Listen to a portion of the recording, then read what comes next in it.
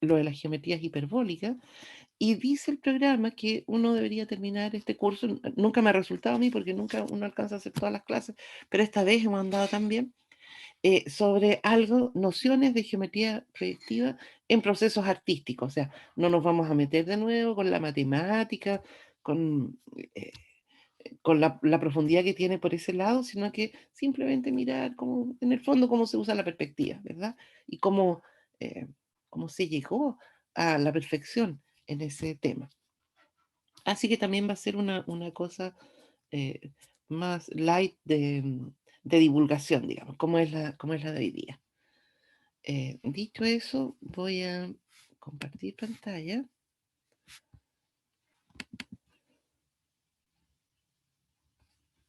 No sé si tienen alguna pregunta. Mientras tanto, aquí está la clase. Oye, cambié de Adobe y estoy ahí toda complicada con... Pero este tiene el modo pantalla.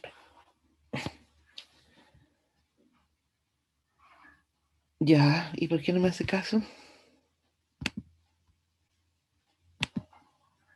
Ahí sí.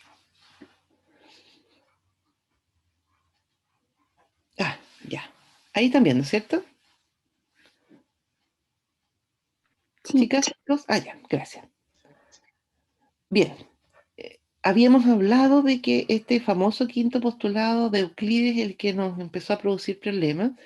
Y en la clase pasada lo que vimos es un modelo en el cual no existían rectas paralelas.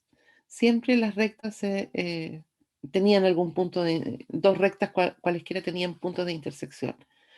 Así que no era posible definir una recta paralela que pasara por un punto externo y por lo tanto el quinto postulado no era cierto por la no existencia. Ahora vamos a ir a la negación del quinto postulado por la no unicidad, o sea, muchas posibles rectas paralelas. Y eso es lo que se conoce como geometría hiperbólica. También tiene aplicaciones y de hecho es el avance en geometría hiperbólica también lo que permite desarrollar esta teoría de que el universo está en expansión, por ejemplo, y que el nuestro es un modelo, nuestro universo, digamos, un modelo que se explica mejor con geometría hiperbólica, que obviamente no con geometría euclidiana, eso se supo muy temprano, pero tampoco con geometría elíptica. En fin, de nuevo, para hablar de una teoría uno se hace un modelo, ¿verdad? Nuestro modelo de la geometría euclidiana, el que trabajamos en estos 12 semestres, es un plano infinito que está en nuestra cabeza. Un plano infinito en donde viven puntos y rectas. Cuando tomen geometría del espacio, bueno, el modelo va a ser un espacio infinito hacia todos lados, pero de alguna manera la idea de un cubo infinito que no corresponde exactamente al modelo de universo que se tiene actualmente. Pero no importa, ese es el que nos imaginamos cuando pensamos en geometría euclidiana en el espacio. Nuestro modelo para la geometría elíptica, bueno, el que usamos para entender un poco los conceptos fue una esfera. Y dijimos que uno podía cambiarlo a algo más aplastadito, que es lo que llamamos un elipsoide, pero eh, ahí entendimos. Para la geometría hiperbólica hay varios modelos. Aquí simplemente escribí, ¿por qué no me hace caso esto? Ahí. Escribí esto como conocimiento cultural, los distintos modelos que son bien conocidos. Modelo de representación de Klein, ese finalmente es simplemente un círculo. El modelo del semiespacio de Poincaré, el disco de Poincaré, que es el que vamos a ver ahora, el modelo de Lorentz, a veces un hiperboloide eh, que se usa para el modelo, etc. Eso simplemente para que conozcan que igual que en otras geometrías, igual que en cualquier teoría matemática, uno puede hacerlo realidad, realizarlo en algún modelo y a veces son cosas bien cotidianas, como es el caso del disco Poincaré. Ese es nuestro espacio. Lo pinté ahí bien en amarillo para que se notara. Ese es el mundo en el que vivimos, así como esa idea que tuvimos durante estos 2 semestres de ese plano infinito, ahora en nuestra cabeza hay un círculo que tiene una línea cortada, o sea, no tiene una circunferencia aquí, todos esos puntos no están, digamos, por eso es una línea cortada. Ese es el mundo, el espacio en el cual nos vamos a mover. Para acá no hay nada, digamos, no hay nada más que ese círculo. ¿Está bien? Le puse ahí el centro O para que tuviéramos este guiño a la geometría euclidiana, que es una medida de circunferencia, así con un radio cualquiera. Generalmente se considera la circunferencia unitaria para no complicar los cálculos simplemente. Acuérdense que todas las circunferencias son semejantes, así que finalmente uno siempre cocienta nomás por el radio. En fin, antes de empezar con nuestras definiciones, ahí van a venir los puntos. Nuestro tema siempre central es cómo vamos a definir las rectas. Y entonces para ello, de nuevo, vamos a hacer aquí un teorema de geometría euclidiana. Dos circunferencias se dice ortogonales si es que sus tangentes en los puntos de intersección son perpendiculares.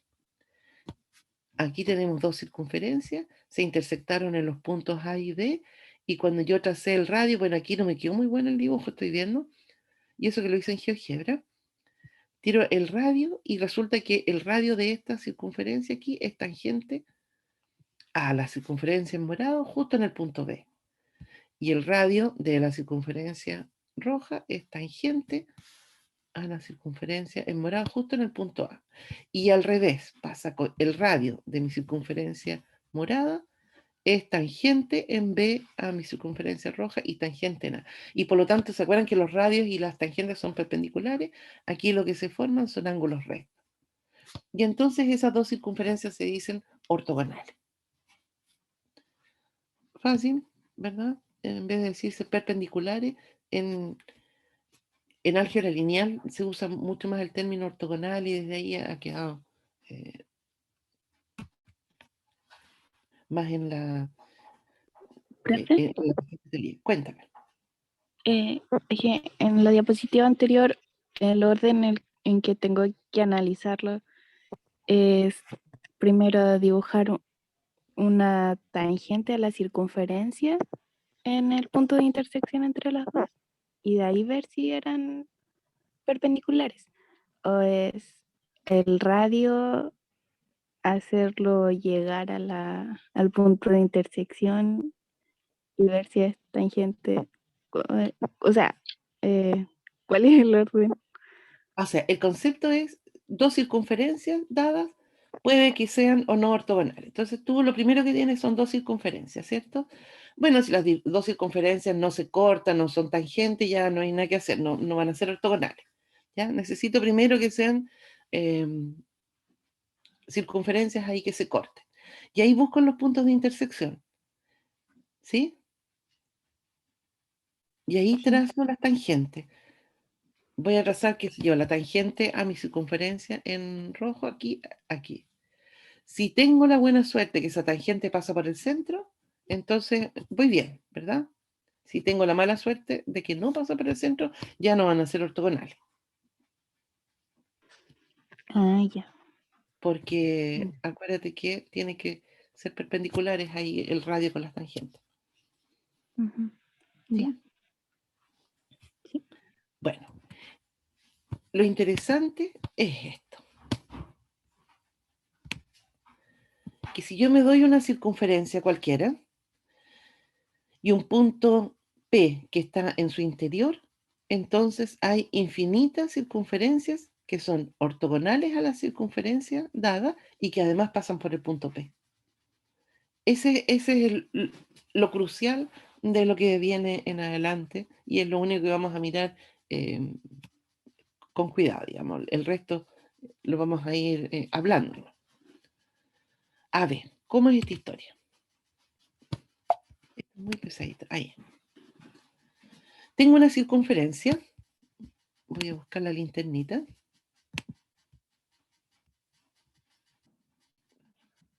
No quiere. Ahí. No me hizo ni caso. Ahí. tengo una circunferencia, todavía no hemos llegado a la geometría hiperbólica, aquí estamos en geometría euclidiana. Esta circunferencia que tiene centro en O y su radio es OP', ¿cierto? Y encontré un punto P ahí al interior de la circunferencia. Quiero demostrar que por ahí voy a poder pasar infinitas circunferencias que van a resultar ortogonales a mi circunferencia original. ¿Qué es lo que voy a hacer? Bueno, tengo el centro, tengo mi punto P. Si yo extiendo eso a una recta, entonces voy a poder tomar este diámetro P', Q' de la circunferencia. ¿Cierto? ¿Me siguen o no? Sí. Sí. Ah, además de la Francisca. El reto está ahí, ¿o no? Ah, ya, gracias, Antonio. Gracias, gracias. Bien, de ahí voy a partir, ¿sí? Bueno, curiosamente, para que esto resulte, voy a tener que devolverme a la clase 3 o 4 que tuvimos en este semestre, porque lo que voy a hacer es, voy a considerar aquí el P, ustedes saben, me divide interiormente mi segmento P', Q' en razón P', esa Q', Bueno, lo que voy a hacer es extenderme un poco para acá y encontrar un punto Q que me divida en la misma razón los segmentos, es decir, de manera que P', P, Q' y Q sean un conjunto armónico. ¿Se acuerdan? Eso es lo que vamos a hacer.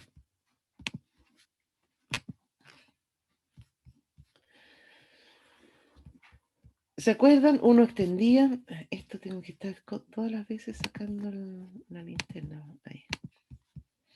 Extendíamos el segmento hacia acá, levantábamos dos perpendiculares, aquí la razón, la medida P', y aquí hacia arriba y hacia abajo la medida PQ', trazábamos las dos rectas o los dos rayos S y S y nos daban los puntos. El P ya lo tenía y nos va a dar el punto Q, ¿verdad? Este es la forma de hacer la división armónica. ¿Y qué es lo que sabemos nosotros entonces? Que P' es a PQ', como P'Q es a QQ'. ¿Sí? Eso es lo que vamos a usar. Ahí vas. Bueno,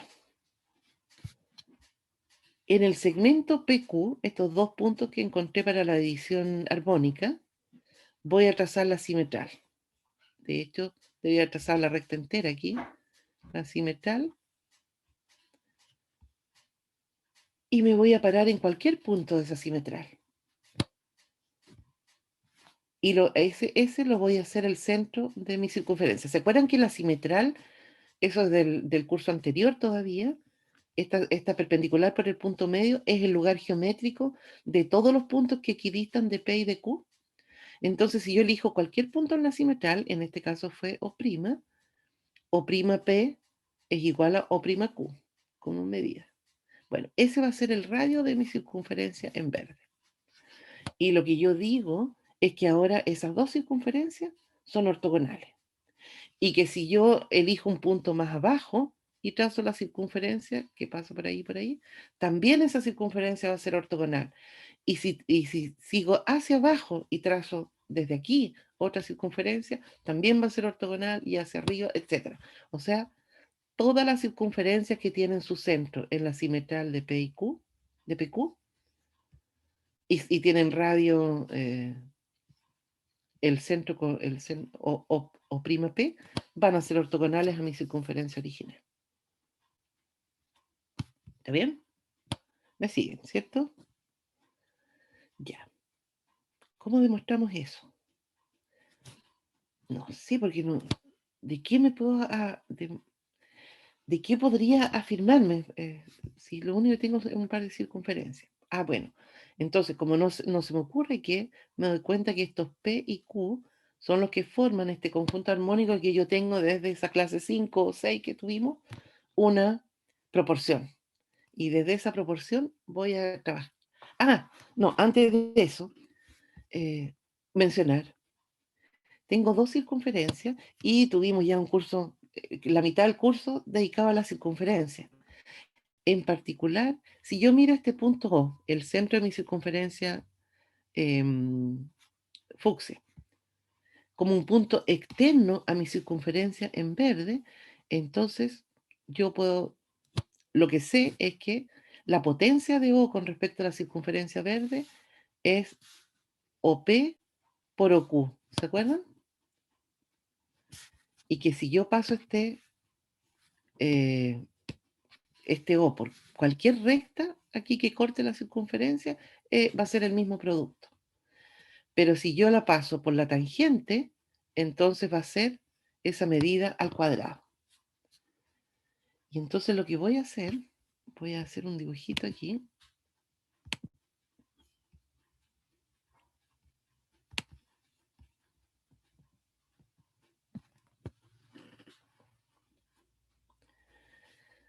Bueno, ahí, claro, el dibujo justo me resultó.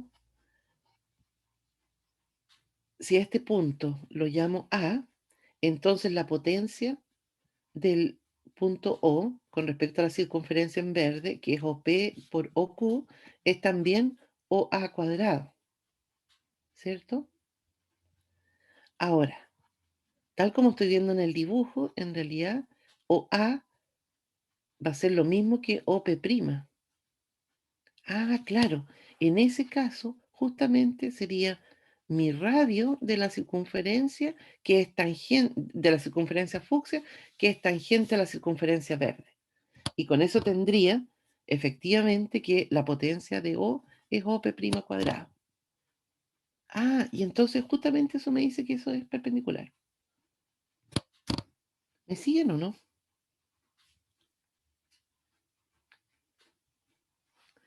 Chicas, chicos, Yo me perdí un poco con lo del final, profe, ok, con lo vamos de de nuevo. por qué es perpendicular.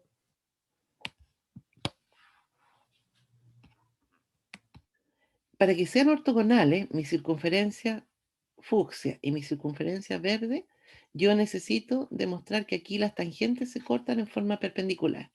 Y lo que vimos en el dibujo anterior, ¿cómo consigo que esas dos se corten en forma perpendicular? A ver, lo voy a tirar por aquí.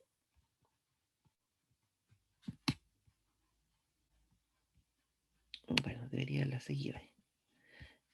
Esa es mi tangente, ya con buena voluntad. Yo sé que la tangente es la tangente a mi circunferencia en verde. Es perpendicular al radio de la circunferencia, ¿cierto? Eso es lo que eso es lo que yo sé y es lo que estoy tratando de usar, ¿sí? Entonces, ¿qué es lo que podría haber pasado?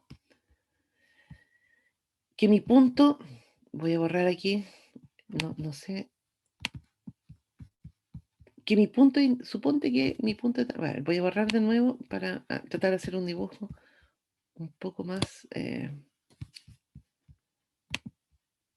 a ver, supongamos que, voy a aprovechar aquí el GeoGebra, que aquí pase la tangente y que el punto de intersección es ese, ¿ya?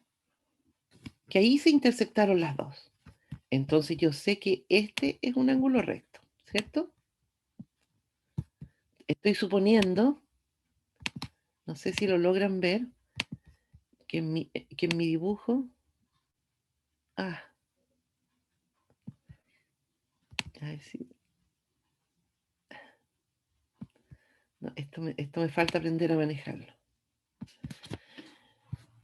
Que hice mi dibujo, busqué de tirar una tangente que pasara desde el punto O a mi circunferencia en verde y fue ahí en ese puntito todo piñufle que me salió y que le vamos a poner un punto aquí A. ¿Ya? Y ahora no se quiere mover. Ya, parece. Entonces yo sé, si aquí está la intersección, si esta es la tangente, yo sé que OA cuadrado es OP por OQ. ¿Sí? Chicas, Sí, chicos, profe. Sí, perfecto. Entonces, lo que voy a hacer es que voy a demostrar que OP por OQ es en realidad igual a OP' cuadrado. O sea, es el radio. O sea que OA cuadrado sería OP' cuadrado. Ah, entonces el punto de intersección no está ahí, pues. Tiene que estar acá, ¿verdad?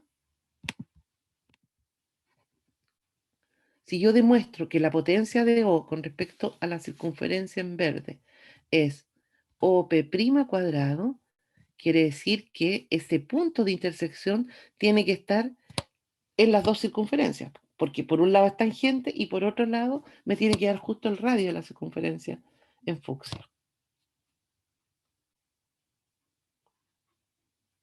¿Sí o no? Es un poco Sí, truculenta, profe, ahí se ve mejor. un poco truculenta la demostración, pero es que ya estamos a ese nivel en que ya las cosas se dan a nivel de truco. Bueno, vamos a verlo de nuevo. Pero hacia allá vamos, ya por lo menos tenemos la idea de que lo que queremos ver es cuánto vale OP por OQ, porque es la potencia del punto con respecto a la circunferencia en verde, que es un número constante, independiente si yo paso después una recta por ahí o paso la tangente por ahí o por ahí. ¿Sí? Bueno, eso es lo que tenía ahí escrito. Entonces, para demostrar que las circunferencias son ortogonales, lo que voy a hacer es demostrar que OP por OQ es OP' cuadrado. Eso significa entonces que he de tener un punto que me va a dar el radio de la circunferencia fucsia, por donde voy a pasar una tangente para la circunferencia morada. Eso es lo que me dice si llego a hacer esa demostración y con eso tengo que son perpendiculares. Muy bien. Como les decía, vamos a partir de la división armónica. Mis puntos eran P' y Q', ¿cierto? Y la división interior y la división exterior estaban ahí. Así que esa era la formulita que tenía. Bueno, y acuérdense que estas son medidas, son números. A alguien le estuve corrigiendo, todavía poniéndole rayitas allá arriba. No, no tienen rayitas, son números. Así que los pasamos, números positivos además, los pasamos multiplicando y eso es lo que tenemos. Bueno, pero ahora lo que vamos a hacer es ir a mirar en nuestro mono. A ver si me puedo retroceder aquí. Tengo cosas como P', pero ¿qué es lo que es P'? Por nuestra suma de segmentos, entre comillas, ese postulado, ¿verdad? Esto es P'O más OP. ¿Qué es lo que es P'Q? Es P'O más OQ' más Q', etc. Tengo ahí la forma de escribir, como son medidas de segmentos, escribirlos como suma. Así es que eso es lo que voy a hacer. Y eso es lo que voy a tener. El P', ¿se fijan? P'O más OP. Eso me da el P'. En el Q' lo voy a escribir como OQ menos OP'. El P'Q como P'O más OQ y el Q'P como OP' menos OP. Bueno, si ustedes se fijan, ¿por qué usé exactamente esta forma de escribirlo y no de las miles que había para dejar OP', OP, OQ y OP' en ambos lados? ¿Qué es lo que va a ocurrir? Miren, aquí está OP' por OQ. Aquí está OP' por OQ. Se van. Aquí me va a quedar un OP por OQ. Aquí me va a quedar un menos OP' cuadrado. ¿Y cuál me estoy saltando?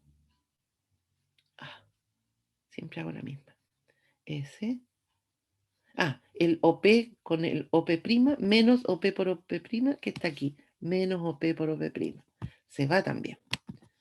No lo escribí porque salía muy largo. Pero resolviendo, lo que me queda es que 2 OP por OQ es 2 OP'. Es decir, OP por OQ es OP'. OP por OQ es exactamente OP'. OP' es el radio de la circunferencia. Entonces lo que me está diciendo es que por donde pasa la tangente desde O hacia la circunferencia en verde, es un punto que tiene que estar en mi circunferencia rosada, porque ese es el radio, OP'.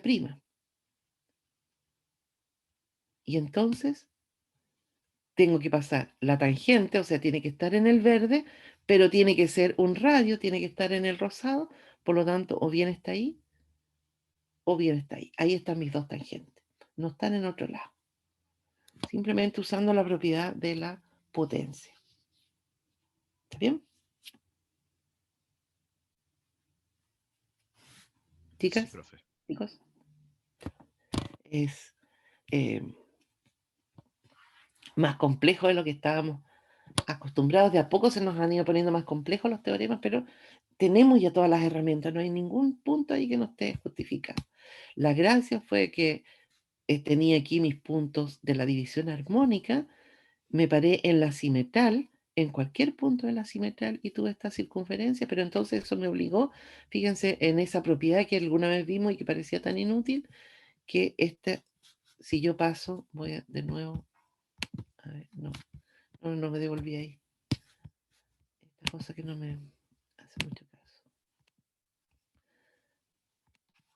Si yo paso una recta por aquí, y después, esta es la parte que no me resulta, la de los puntos.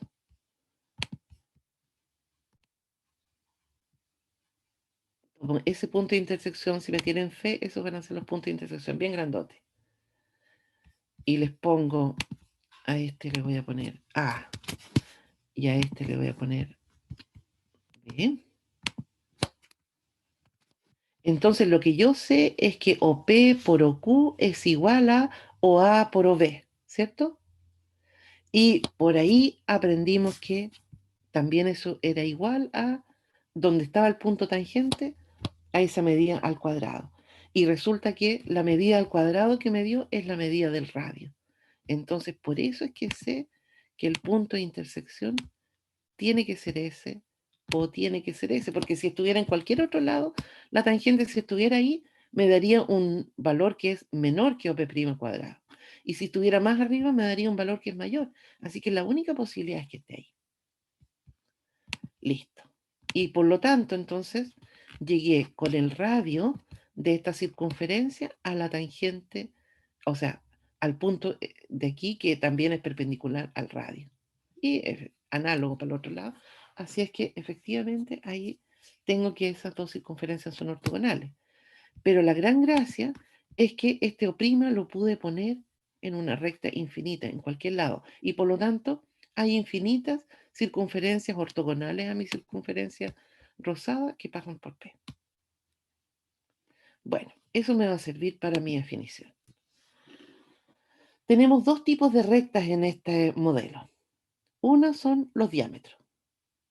Pero debemos recordar que no hay puntos extremos porque mi círculo no tiene frontera. Estos puntos no están. Así que por eso es un diámetro sin puntos extremos. Es eso.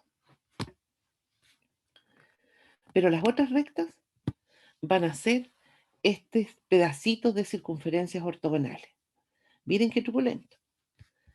La porción dentro del plano hiperbólico, acuérdense que por eso lo dejé bien en amarillo, ese es nuestro plano. Todo lo demás no está. Todo lo demás está en nuestra imaginación.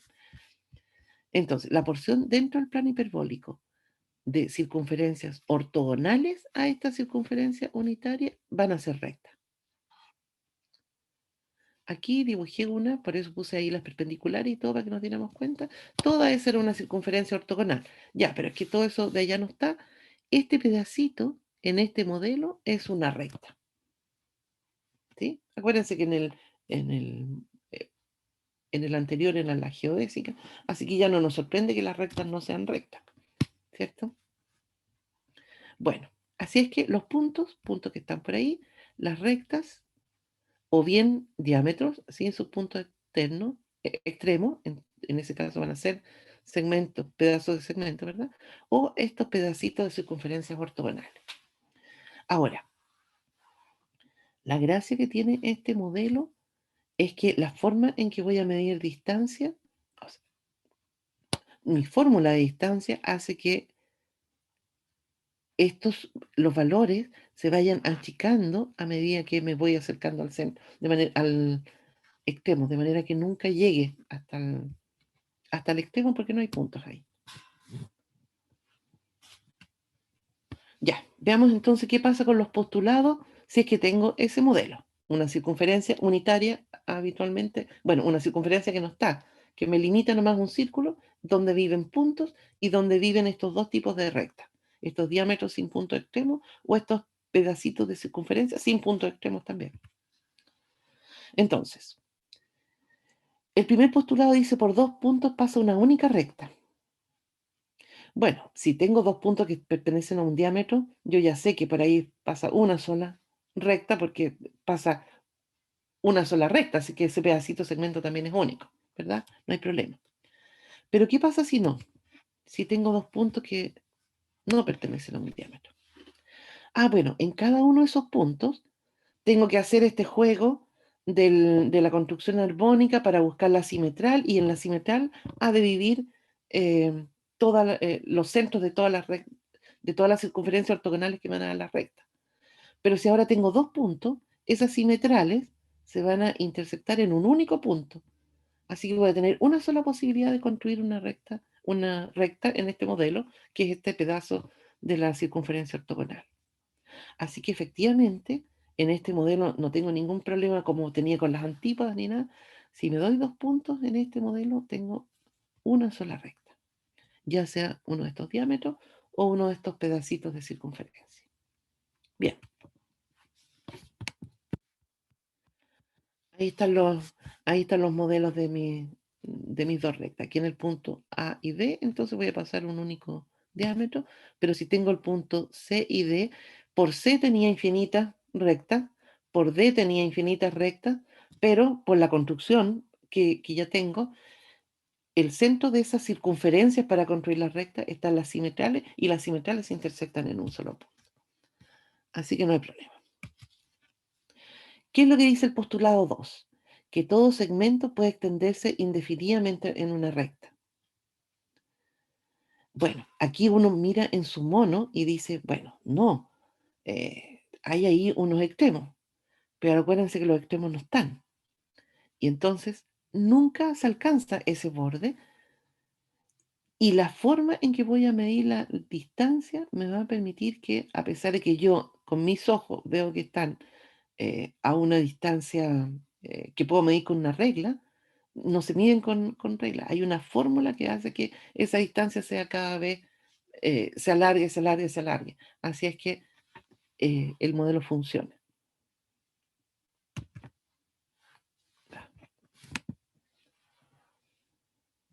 Aquí dibujé este segmento, yo qué sé yo, bueno, este es la circunferencia unitaria, podría ser que este segmento tenga medida, no sé, 1 medio, pero cuando me voy, si yo tomo esa misma porción y la trato de poner aquí, bueno, tendría que poner algo más chico, eso mide más. En mi fórmula, hace que la fórmula de distancia cambie, de manera que ya no mido con la regla. Y por lo tanto, si me empiezo a alargar aquí, esto empieza a crecer de manera divergente, digamos, al infinito. El 3. Dado un punto y una medida, existe una única circunferencia centrada en dicho punto y con el radio dado. Tengo una noción de ser equidistante. Ese no es el problema. Es mi fórmula de la distancia la que cambia. Así es que en realidad uno puede darse cuenta, después si empieza a trabajar en esto, que efectivamente sigue teniendo circunferencias cuando las dibuja, solo que el centro de la circunferencia se movió. Tengo un modelito más adelante para mostrarse. Todos los ángulos rectos son congruentes. Bueno, otra vez, los ángulos se miden por las tangentes de los arcos de circunferencia, así es que sigo teniendo ángulos rectos cuando tengo tangentes ortogonales o perpendiculares, así que no es problema. Ahí hay una figura de un ángulo. Fíjense que tengo pedazos de circunferencias ortogonales, aquí están mis segmentos. Mis segmentos son así curvitos ahora en esos lados, a menos que estén en un diámetro. Y entonces aquí tengo un ángulo, el CAD. ¿Cómo voy a medir ese ángulo? Voy a trazar la tangente por A a la circunferencia que pasa por A y por D. Voy a trazar la tangente por A la circunferencia que pasa por A y C. Ahí me salí hacia lo que sé en geometría euclidiana y ahí tengo el ángulo que voy a medir. ¿Sí? Perfecto. Y entonces llegamos a nuestro quinto postulado. Dado un punto exterior a una recta, se puede trazar una única recta que pasa por ese punto y que es paralela a la recta dada. Lo hemos repetido tantas veces, ¿verdad? Bueno, ¿qué es lo que sabemos de las rectas paralelas? Son paralelas cuando no tienen un punto en común. Así es que, ¿qué pasa si yo tengo dibujada una recta cualquiera y me paro en un punto exterior? Lo único que tengo que cuidar es que no tengan puntos en común, ¿cierto? Y por lo tanto voy a tener en general muchas rectas paralelas. A ver. Va. Y no puse bonito. A ver si lo dejé más adelante. Bueno, dejé este monito nomás. Eso fue. Esta es una circunferencia en el disco Poincaré. El centro está en A. Fíjense que ustedes lo miran y me dicen, pero profe, ahí el centro no piensa estar en A, el centro está mucho más acá. Es que aquí la noción de distancia cambió. Y entonces, acuérdense que son circunferencias ortogonales las que pasan. La medida de eso en nuestra geometría hiperbólica es igual a la medida de eso. Porque esto de acá está más cerca del centro. Y entonces miden menos. Y en cambio para allá, como me voy acercando a la frontera, miden más. Eso es algo que tiene bien interesante. Bueno, parémonos ahí en el punto B. Y pensémoslo con respecto a la recta FC. Bueno, claro que puedo trazar muchos pedazos de circunferencias ortogonales que no van a tocar esta que está aquí. Así que efectivamente tengo infinitas rectas que pasan por D y que no van a tocar la recta FC. ¿Sí? A ver si ahora me devuelvo. Bueno, como uno tiene guiños hacia la geometría euclidiana, puede demostrar muchas cosas de las que ya teníamos, pero por supuesto lo más interesante son sus diferencias. No hay teorema de Pitágoras, así es que sonamos por ese lado, se puede demostrar. Tampoco vale el teorema de la suma de las medidas de los ángulos interiores de un triángulo, porque si valiera, acuérdense que es equivalente al quinto postulado. De hecho, la suma de las medidas de los ángulos interiores de un triángulo son todas menores a 180 siempre. Eso es lo que se puede demostrar. Bueno, y uno puede estudiar en esta geometría de nuevo qué son los triángulos equiláteros, cuadrados, paralelogramos, en general, temas de polígono, pero lo que es más interesante es cómo se ven a medida que uno se mueve por el disco de Poincaré. Si lo dibuja más cerca del centro o si lo dibuja más cerca de la frontera. Y eso es lo que hace que las teselaciones hiperbólicas sean un tema muy interesante. Y esperen, aquí. De hecho, yo bajé este de internet para mostrárselo, que es uno de los más famosos de Escher. Me imagino que habían oído alguna vez de los ángeles y demonios, pero que da una muy buena idea de cómo se están midiendo las distancias. Esta es una teselación en el sentido de que este mide lo mismo que este que está por acá. Lo que pasa es que en el disco de Poincaré las medidas se van cambiando a medida que me voy alejando al centro. Entonces, eso hace que en mi óptica las figuras sean cada vez más pequeñas, más pequeñas, más pequeñas. Uno se puede imaginar que por aquí igual hay un diablito. Por eso se llama ángeles y demonios porque aquí ustedes ven un diablito y por el otro lado ven un ángel. ¿Ven? Esa es la gracia. Si buscan, hay muchísimas. Si uno mira aquí, teselaciones así simples, que se yo con un triángulo nomás, y cómo el triángulo se va achicando, achicando desde nuestra óptica, porque en esta geometría la distancia se mide de manera distinta.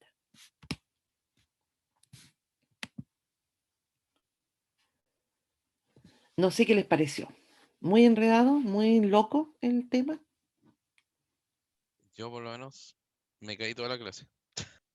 ¿Te Así caíste? que sí me estuve cayendo, pero lo que más me costó entender es ver la imagen al final, que es como una imagen en 3D, porque se supone que es como una imagen en 3D de una hipérbola.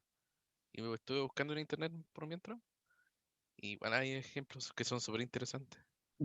Claro, de un hiperboloide. Sí, pues, no, sí, es un tema interesante y afortunadamente tienen la posibilidad de hacer un curso de esto en los electivos, así que si a alguien le interesó realmente el tema, por ahí va a poder ver toda la justificación más matemática. Yo lo que quería aquí era simplemente mostrarles una pincelada de lo que es, de lo interesante que puede ser y de por qué con lo que ya aprendimos podemos justificar que ese modelo exista y que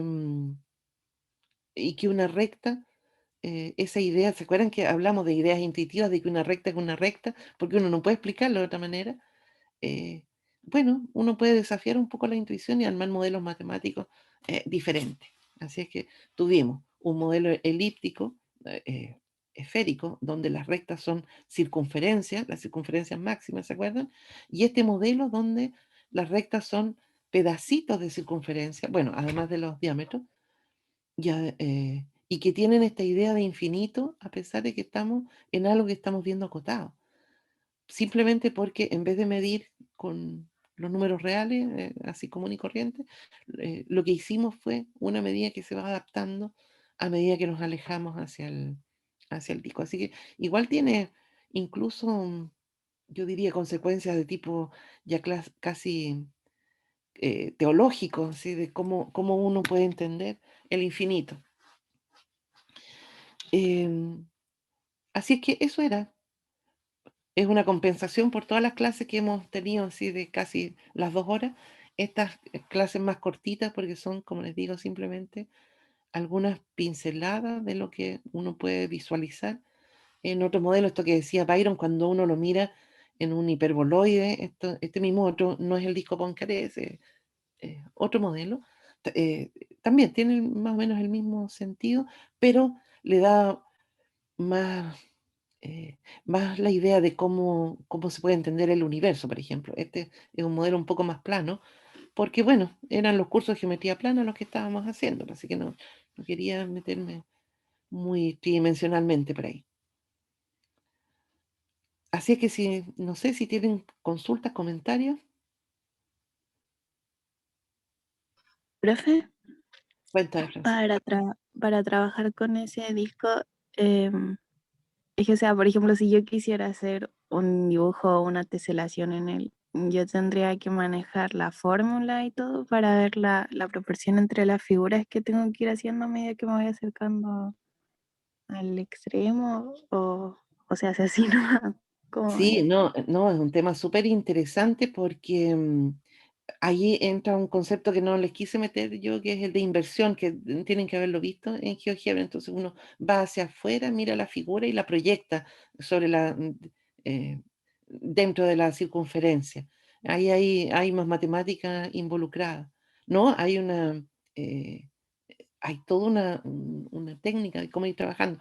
Ahora, si ustedes entran a GeoGebra, el último monito, lo saqué de ahí hay incluso un disco de Poincaré en blanco donde uno puede ir ahí a pedir dibujos y le dice, uno le puede pedir una recta, le eh, puede pedir rectas, puede pedir disectrices de ángulos y cosas. Pueden ir a jugar ahí. Ahí ah, ya, pero con GeoGebra sí se puede. No se en- necesita un programa más sofisticado o algo así. no, ahí como te digo, hay un disco Ah, está en ya. portugués, disco en branco se llama, donde uno puede ir a jugar un poco. Ya, genial. Gracias, profe. Bueno. jueguen con esa herramienta de inversión que tiene GeoGebra, también hagan una circunferencia y empiecen a tirar cosas de un lado a otro y van a ver cómo se ven también. Y a eso deberían lo agregar. No sé si tienen algo más. Bien. ¿Paramos entonces? ¿Está bien? Una clase que sea de menos de una hora, ¿cierto? Y si alguien tiene consultas de tareas o de trabajo, se puede quedar hasta al final. ¿Les parece? Sí. Ya, que estén muy bien entonces, que tengan buena jornada. Chao, profe, que esté bien.